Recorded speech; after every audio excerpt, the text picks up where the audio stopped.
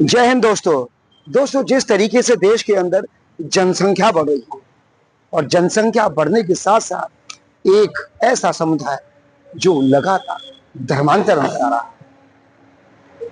देश के अंदर प्रतिदिन करीब 1500 लोगों का 1500 हिंदुओं का धर्मांतरण कराया जा रहा है और यह धर्मांतरण मुस्लिम हिंदू से मुस्लिम के बीच में किया जा रहा है मित्रों।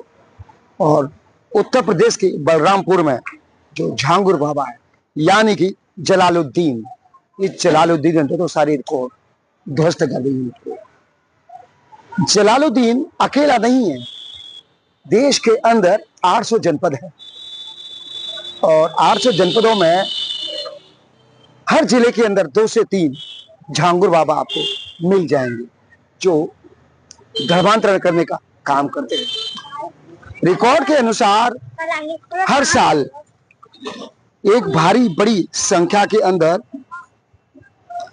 15,000 हिंदू परिवार कन्वर्ट किए जा रहे हैं मित्रों।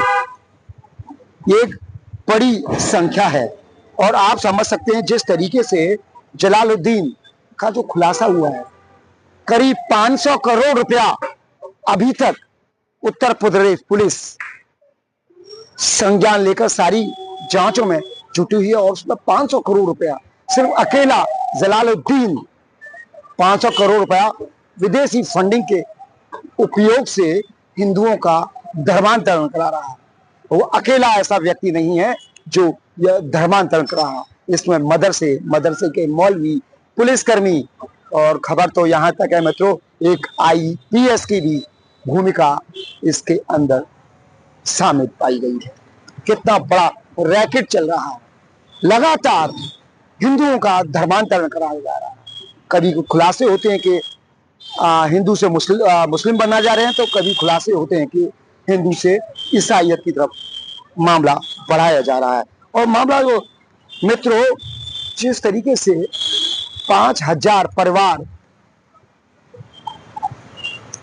धर्मांतरण की तरफ बढ़ रहे हैं, उससे साफ चला होता है कि ये पूरा रैकेट व्यवस्थित तरीके से चल रहा है और जिसको लेकर एक अभियान चलाया जा रहा है और भारत की डेमोग्राफी चेंज करने का साजिश चल रही है, साजिश रची जा रही है और यह साजिश विदेशों में बैठकर की जा रही है। और ये जलालुद्दीन और झिंगुर बाबा जैसे लोग ही इसको अंजाम दे रहे हैं। हमारे देश की रोटी खाते हैं और हमारी जिस थाली में खाते हैं उसी में यह लोग छेद करते हुए दिखाई दे। जो लव जिहाद का एक रैकेट है, इसमें यह भी एक बड़ा खुलासा हुआ है जो STF ने किया है। ब्राह्मण और क्षत्रिय की बेटियों के लिए 15 लाख रुपए मित्रों बताए गए हैं। और यही नहीं, जैन है, अग्रवाल है, माहेश्वरी है, मारवाड़ी है, उनकी बेटियों के लिए भी 15 लाख रुपए हैं। तो वहीं दूसरी तरफ जैन, अग्रवाल, माहेश्वरी ऐसे ही लोगों के लिए 15 लाख रुपए हैं। और जो OBC हैं, कुर्मी, यादव, पटेल, कुशवाहा और OBC परिवार, उनके लिए 10 लाख रुपए हैं। और जो हमारे दूसरे समुदाय हैं, बालिंग समाज से हैं, यादव समाज से हैं, SC ST हैं, उनकी बेटियों के लिए 5 लाख रुपए इस जलालुद्दीन ने तय किए हुए थे। बड़े व्यापक स्तर से व्यवस्थित तरीके से यह रैकेट काम कर रहा है और इसका खुलासा STF उत्तर प्रदेश पुलिस ने कर दिया है। लगातार जांच जारी है। अभी तक 500 करोड़ रुपए अकेले जलालुद्दीन के यहां से सामने आए जो कि विदेशी फंडिंग का प्रयोग किया गया है। मित्रों, देश की भौगोलिक स्थिति डेमोग्राफिक चेंज करने का पूरा प्रयास किया जा रहा है। देश के जाने माने सुप्रीम कोर्ट के अधिवक्ता अश्विनी उपाध्याय पिछले कई वर्षों से इसी को लेकर PL दाखिल करते हुए दिखाई दे रहे हैं और यही नहीं, वो लगातार लोगों को जागरूक करते हुए दिखाई देते हैं। और उनकी बात उत्तर प्रदेश पुलिस ने साबित कर दी है कि वह बिल्कुल सही कह रहे थे। अकेला उत्तर प्रदेश नहीं है, देश के अंदर पता नहीं कितने जलालुद्दीन है। हर शहर में ये काम हो रहा है, लेकिन ये काम करने के पीछे कितने लोग हैं इसकी जड़ तक पुलिस को पहुंचना होगा। सबसे बड़ी बात है, जिस तरीके से हमारे जनप्रतिनिधि शांत बैठे हुए हैं, विधायक शांत बैठे हुए हैं, सांसद विधायक बैठे हुए हैं, क्या उनकी जिम्मेदारी नहीं बनती है कि वह अपनी विधानसभा में, वो अपनी लोकसभा के अंदर इस मामले को उठाएं? क्योंकि यह धर्मांतरण देश के हर कोने में हो रहा है, इसलिए हमारे जनप्रतिनिधियों की जिम्मेदारी बन जाती है। लेकिन एक भी जनप्रतिनिधि, न ही राज्यसभा का और न ही लोकसभा का जनप्रतिनिधि इस मुद्दे पर बोल रहा है। हम सबको इस मामले को आगे उठाना होगा, नहीं तो हमारे देश की जब डेमोग्राफी बढ़ेगी, बदलेगी, तो आप समझ नहीं पाओगे क्या होने जा रहा है। आप पश्चिमी बंगाल इसका उदाहरण देख सकते हैं।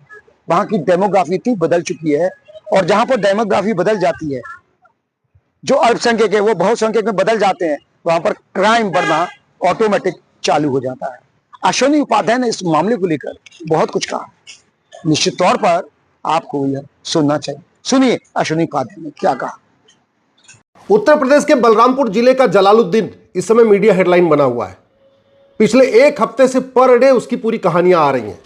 आज अखबार में निकला यह हुआ है कि कुछ मदरसे उसके संपर्क में थे, मदरसों के जो मौलवी थे वो भी उसको मदद करते थे धर्मांतरण कराने में, कुछ प्रॉपर्टी डीलर भी इसमें शामिल थे, कुछ पुलिस के लोग भी उसको मदद किया करते थे धर्मांतरण कराने में, और एक आईपीएस अधिकारी का भी नाम आ रहा है।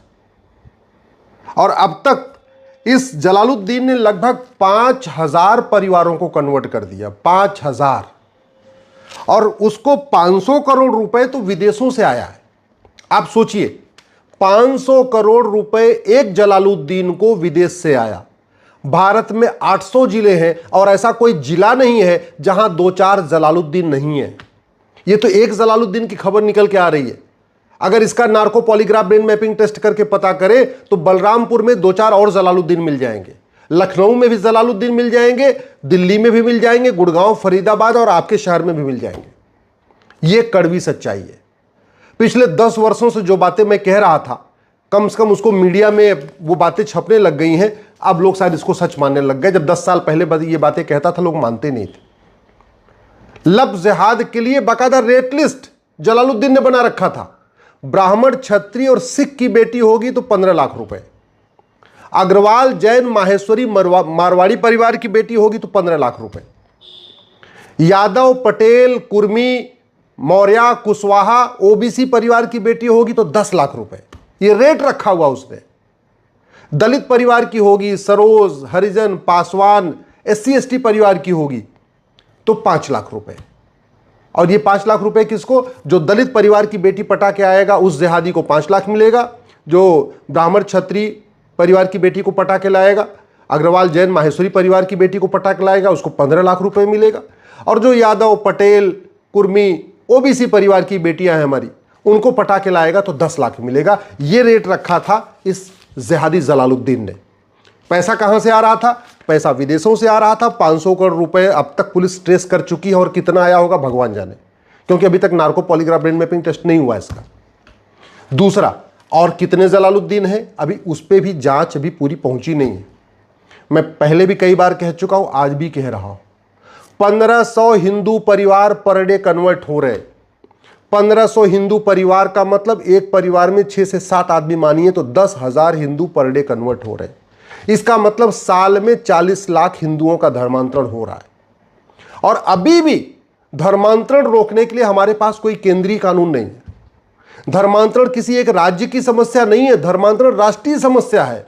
और जो राष्ट्रीय समस्या है उसका समाधान संसद में होना चाहिए, विधानसभा में नहीं होना चाहिए। फिर भी संसद में इस पर आवाज नहीं उठ रही है। ना कोई लोकसभा का सदस्य इस पर आवाज उठा रहा है, न राज्यसभा का सदस्य उठा रहा है। ये इस मामले पर संसद में चर्चा ही नहीं हो रही है। मुगल यहां धर्मांतरण कराने आए, अंग्रेज धर्मांतरण कराने आए, हमारे पूर्वजों ने धर्मांतरण के खिलाफ बलिदान कर दिया। गुरु तेग बहादुर जी ने अपनी शीश कटवा दिया। गुरु गोविंद सिंह जी ने पूरा परिवार न्यौछावर कर दिया। छत्रपति शिवाजी महाराज पूरे जिंदगी भर लड़ते रहे धर्मांतरण के खिलाफ। हमारे कितने पूर्वज अपना बलिदान कर चुके हैं इस धर्मांतरण के खिलाफ, और संसद में धर्मांतरण के ऊपर चर्चा ही नहीं हो रही, कानून ही नहीं बन रहा। यह धर्मांतरण मैं गारंटी के साथ कहता हूं 90% धर्मांतरण 1 साल में रुक जाएगा। जिन कानूनों की बात मैं कर रहा हूं, अगर ये कानून बन जाए तो 90% धर्मांतरण एक साल में खत्म हो जाएगा, और मैं गारंटी लेता हूं और मैं इसको करके दिखा सकता हूं। कांग्रेस ने 2010 में जो कानून बनाया था एफसीआरए, वो धर्मांतरण कराने वाले जिहादियों, मिशनरियों को फंडिंग कराने के लिए बनाया था। वो कानून अभी चल रहा है। जब वो कानून नहीं खत्म होगा तो धर्मांतरण नहीं रुकेगा। ये जो वक्फ बोर्ड बना के 40 लाख एकड़ जमीन पे कब्जा कर रखा है, और जो वक्फ जमीनों पे जो किराया आ रहा है, वो सब धर्मांतरण के ऊपर ही खर्च हो रहा है। तो जब तक इन जमीनों को वापस नहीं लिया जाएगा तब तक धर्मांतरण नहीं रुकेगा। ऐसे मिशनरियों ने जो 20 लाख एकड़ जमीन पे कब्जा कर रखा है, अंग्रेजों ने दे दिया था, उसको भी हमने नहीं लिया। उनकी 99 ईयर की लीज पूरी हो चुकी। ना हमने 20 लाख एकड़ जो मिशनरी चर्च कब्जा करके बैठे उनको वापस लिया, न 40 लाख एकड़ जमीन जो वक्फ बोर्ड कब्जा करके बैठा उसको वापस लिया। जब जमीन वापस नहीं लेंगे तो उनका आय का स्रोत तो बना रहेगा। जब इनकम सोर्स ऑफ इनकम नहीं खत्म होगी तो धर्मांतरण नहीं रुकेगा। जब तक ये एफसीआरए कानून कांग्रेस ने 2010 में बनाया था, अब तक 50,000 करोड़ के आसपास साल में फंडिंग हो रही है। और क्यों हो रही है? ये कानून बनाया इसी काम के लिए था। कानून नहीं खत्म होगा, फंडिंग नहीं रुकेगी, धर्मांतरण नहीं रुकेगा। नकली दवाओं के कारोबार से जो पैसा आता है उसका 50% पैसा धर्मांतरण के ऊपर खर्च होता है। और नकली दवाओं का जो कारोबार चल रहा है उसका मूल कारण है ये 1940 का बना हुआ घटिया कानून। ये जो ड्रग एंड कॉस्मेटिक एक्ट है, ये महा घटिया है, महा सड़ा हुआ है। आज तक किसी भी नकली दवा का कारोबार करने वाले को न फांसी हुई, न उसकी प्रॉपर्टी जब्त हुई, न उसकी नागरिकता खत्म हुई। इसलिए नकली दवाओं का कारोबार नहीं बंद हो रहा है, और नकली दवाओं का कारोबार जो पैसा आ रहा है उसका 50% धर्मांतरण के ऊपर खर्च हो रहा है। ये जो एनडीपीएस एक्ट है इतना सड़ा हुआ है कि नशाबंदी रुक ही नहीं रहा है। ऐसा कोई जिला नहीं है जहां नशा नहीं बिक रहा है, ऐसा कोई कॉलेज नहीं है जहां नशा नहीं बिक रहा है। और ये ड्रग कारोबार करने वाले कौन है सबको पता है। इस जो ड्रग के कारोबार से, जो ड्रग स्मगलिंग से पैसा आता है उसका 50% पैसा लब जिहाद, लैंड जिहाद और धर्मांतरण पे खर्च होता है। ये जो ड्रग स्मगलिंग से पैसा आता है घुसपैठियों को बसाने पे खर्च होता है, हिंदुओं को कन्वर्ट करने पे खर्च होता है। ये कानून अभी तक हमने बदला नहीं है, इसलिए ड्रग कारोबार रुका नहीं है, और ड्रग कारोबार नहीं रुका इसलिए धर्मांतरण नहीं रुका। धर्मांतरण की फंडिंग काले धन से होती है, और काला धन इसलिए जनरेट हो रहा है क्योंकि हमारा कानून महा घटिया है, महा सड़ा हुआ है। दुनिया के कई देशों में जो ब्लैक मनी है ना, उन लोगों को फांसी दी जाती है, ब्लैक मनी 100% जब्त की जाती है, नागरिकता खत्म की जाती है। हमने ऐसा कानून ही नहीं बनाया। कानून नहीं बनाया, बस जब धर्मांतरण हो जाएगा अखबारों में खबर निकलेगी, ये होगी वो होगी, लोग सोशल मीडिया में शेयर भी करेंगे, लेकिन कभी इस बात पे चर्चा नहीं हो रही है रुकेगा कैसे। बस बीमारी की बात हो रही है, बीमारी खत्म करने की कोई बात ही नहीं हो रही।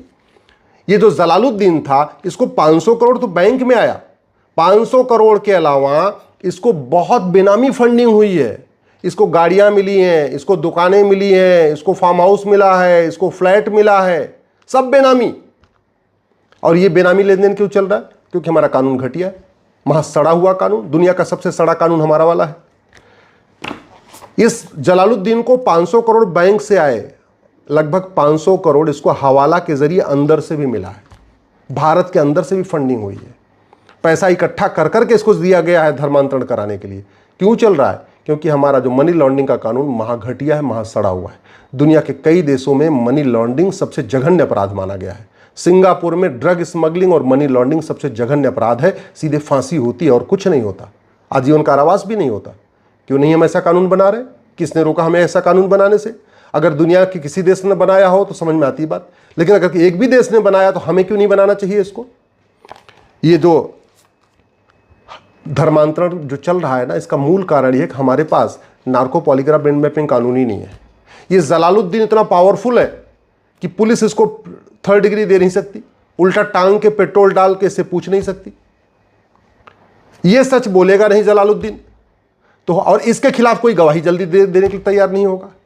न्यायिक व्यवस्था इतनी सड़ी हुई है कि 10-20 साल मुकदमा चलेगा, लोग गवाही दे के फ्रस्ट्रेट हो जाएंगे, फिर गवाही मुकर जाएंगे, बोले हम तो गवाही नहीं देंगे, और फिर क्या होगा? ये सबूत के अभाव में बरी हो जाएगा। हमारे पास ऐसा कोई कानून ही नहीं है कि धर्मांतरण कराने वालों को हम narco polygraph brain mapping test करके फटाफट सजा दिलवा दें। अगर ये कानून होता, इसको हमने बदला होता, इसमें नार्को पॉलीग्राफ ब्रेन मैपिंग भी डाला होता, तो इस जलालुद्दीन का जो रोज थोड़ी थोड़ी खबर निकल रही है, एक दिन के अंदर इसको तीनों टेस्ट कर लेते और पूरा का पूरा एक ही दिन में पूरी खबर आ जाती कि किसने फंडिंग किया, कौन फंडिंग किया, कौन आईपीएस अधिकारी इसकी मदद कर रहा था, कौन विधायक इसकी मदद कर रहा था, कौन मंत्री इसकी मदद कर रहा था, कौन मौलवी इसकी मदद कर रहा था, कौन प्रॉपर्टी डीलर इसकी मदद कर रहा था, सारी खबर एक दिन में आ जाएगी। और पुलिस को लिए पूछताछ करना भी बहुत आसान है। सबसे बढ़िया कि पुलिस के ऊपर कोई आरोप भी नहीं लगा पाएगा। जलालुद्दीन की नार्को पॉलीग्राफ ब्रेन मैपिंग करते समय पूरी वीडियो रिकॉर्डिंग कर लेते, लाइव कर देते सोशल मीडिया पे, इलेक्ट्रॉनिक मीडिया पे लाइव करा देते, पूरी दुनिया देखती कि जलालुद्दीन क्या क्या कह रहा है, तो पुलिस के ऊपर कोई आरोप भी नहीं लगता। अभी तो पुलिस के ऊपर आरोप भी लगेगा, अच्छा तो बाबा जी की सरकार है इसलिए जलालुद्दीन पे ये सब हो रहा है, आरोप भी खत्म हो जाता। लेकिन हमारे पास कानून नहीं है। अब कानून कौन बनाएगा? संसद में। संसद कैसे बनेगा? जब आवाज उठेगी। आवाज ही नहीं उठ रही तो कानून कैसे बनेगा? धर्मांतरण रोकना है तो हमें पुलिस चार्टर लागू करना पड़ेगा, पुलिस रिफॉर्म करना पड़ेगा। धर्मांतरण रोकना है तो हमें करप्शन खत्म करना पड़ेगा। ये जलालुद्दीन जो पुलिस वाले इसकी मदद कर रहे थे, कोई फ्री में नहीं कर रहे थे, पैसा दे रहा होगा, थाना इसका बंधा होगा, हर महीने थाने पे 10-5 लाख रुपए पहुंच रहा होगा, डिप्टी एसपी साहब को भी कुछ पहुंच रहा होगा महीने का, कप्तान साहब को भी महीने में कुछ पहुंच रहा होगा, तभी तो सारे इसकी मदद कर रहे थे। अदरवाइज कोई क्यों इसकी मदद करता? क्यों? और ये क्यों मदद कर रहे थे? क्योंकि प्रिवेंशन ऑफ करप्शन महा सड़ा है, महा घटिया हुआ है। 70,000 करोड़ का कॉमनवेल्थ घोटाला हो गया, 1,76,000 करोड़ का 2G घोटाला हो गया, 1,86,000 करोड़ का कोयला घोटाला हो गया। इतना घटिया, इतना सड़ा हुआ कानून है कि किसी को ना आजीवन कारावास हुआ, न किसी का 100% प्रॉपर्टी जब्त हुई, न किसी की नागरिकता खत्म हुई। तो कानून बदलना पड़ेगा, तब जाके धर्मांतरण रुकेगा। धर्मांतरण इसलिए भी नहीं बंद हो रहा है क्योंकि धर्मांतरण कराने वाले जिहादियों, मिशनरी और उनके मददगारों की नागरिकता खत्म नहीं होती। जब तक नागरिकता खत्म होने का खौफ नहीं पैदा होगा, तब तक धर्मांतरण नहीं रुकेगा।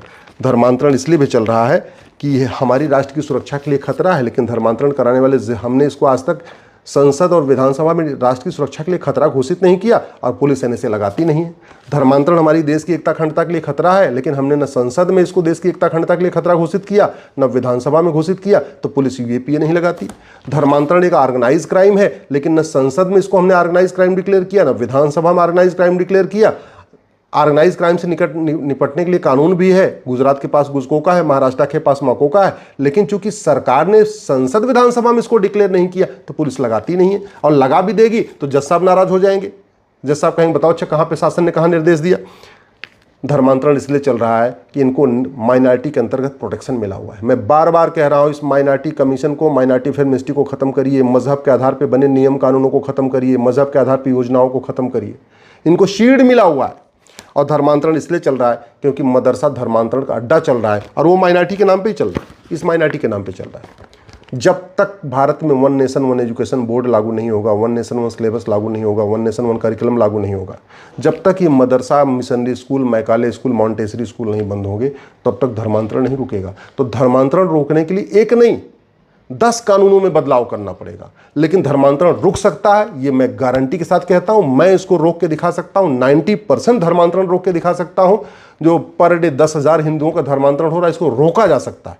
लाइलाज समस्या नहीं है, लेकिन नियम कानून बदलना पड़ेगा। और नियम कानून तब बदलेगा जब आप दल गुलामी छोड़ेंगे, पार्टियों की गुलामी छोड़ेंगे, सांसद विधायक को पकड़ेंगे, सांसद विधायक के मुंह पे बोलना शुरू करेंगे, अपने सोशल मीडिया में लिखना शुरू करेंगे। और याद रखिए, अगर धर्मांतरण नहीं रुका ना, तो जैसे पाकिस्तान, अफगानिस्तान, बांग्लादेश, मालदीव से ख़त्म हो गए, जैसे कश्मीर, मेघालय, मिजोरम, नागालैंड से ख़त्म हो गए, एक दिन अपने ज़िलों से भी, अपने ज़िले में भी आप ख़त्म हो जाएंगे। और फिर आज के नेता अभिनेता आपको बचाने नहीं आएंगे।